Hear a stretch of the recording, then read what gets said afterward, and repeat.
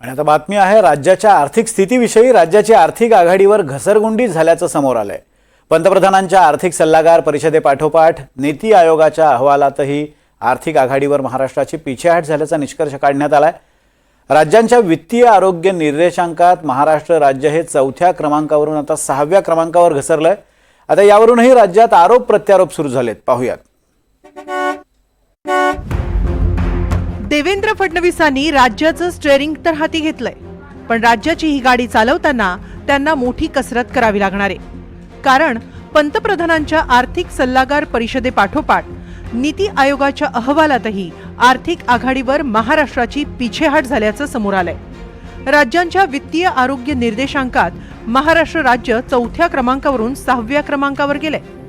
कर्जाच्या रकमेचा वापर हा आधीचं कर्ज फेडण्यासाठी होत असल्यानं उत्पादकता वाढत नसल्याचं निरीक्षण अहवालात नोंदवण्यात आलंय। राज्याची पिछेहाट का झाली याची काही कारणं या अहवालात आहेत। राज्याचा महसुली आणि भांडवली एकत्रित खर्च सकल राज्य उत्पन्नाच्या 13.4% एवढा आहे, तर देशाची सरासरी 15.79% एवढी आहे। सामाजिक आणि आर्थिक क्षेत्रातल्या खर्चाचं प्रमाण अन्य मोठ्या राज्यांच्या तुलनेत कमी आहे। एकूण खर्चाच्या तुलनेत आरोग्यावरचा खर्च 4.3% इतका आहे, तर अन्य मोठ्या राज्यांमध्ये हे प्रमाण 5.7% आहे। वाढत्या खर्चामुळे अधिक वित्तीय तूट निर्माण झाली आहे।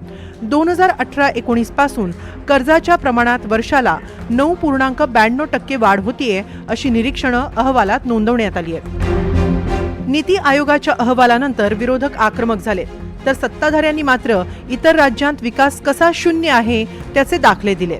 आता हे आम्ही सांगितलं तर विरोधक आरोप करतात म्हटलं जाईल। राज्याच्या डोक्यावर 8 लाख कोटीचं कर्ज आहे। राज्याची आर्थिक स्थिती 6व्या क्रमांकावर गेली, 4थ्याच्या 6व्या क्रमांकावर गेलेली आहे। दावोसला ॲग्रीमेंट झाले, ते भारतातलेच लोकांचं ॲग्रीमेंट दावोसला जाऊन गेलेलं आहे। आम्ही हे बोललो तर तुम्हाला आनंद होत नाही का असं म्हटलं जातं, परंतु राज्य आज आर्थिक स्थितीची स्थिती जर बघितली तर राज्यावर 8 लाख कोटीचं कर्ज आजच्या घडीला आहे। कारण मागच्या काळामध्ये या राज्याची नुसतं ओरबाडण्याचं काम सरकारने केलेलं आहे। त्या पद्धतीने नीती आयोगामध्ये काही बाबी आल्या आहेत, पण मला तर या ठिकाणी सांगायचं आहे केरळचं काय, पश्चिम बंगालचं काय परिस्थिती आहे, कर्नाटकची काय परिस्थिती आहे।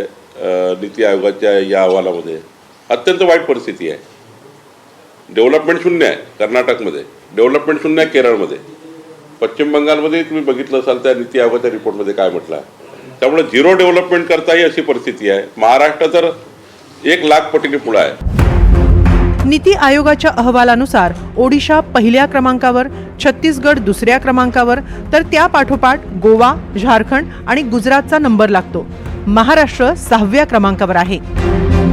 ओडिशाची वित्तीय परिस्थिती सुधारण्यात खाणींचे स्वामित्व धन तसंच उद्योगाच्या माध्यमातून मिळणाऱ्या कराचा मोठा वाटा आहे, तर छत्तीसगडला कोळसा खाणींच्या लिलावांमधून मोठ्या प्रमाणावर आर्थिक फायदा झाला। महाराष्ट्राची घसरगुंडी ही वेळीच सावरावी लागणार आहे। विकासाभिमुख राज्य अशी महाराष्ट्राची ओळख तयार करताना आर्थिक आघाड्यांवरही महाराष्ट्राला अग्रेसर करण्यासाठी चांगलीच कसरत करावी लागेल। राज्याच्या येत्या बजेटमध्ये त्यानुसारच पावलं उचलली जातील अशी अपेक्षा आहे। Bureau report, NDTV Marathi, Mumbai.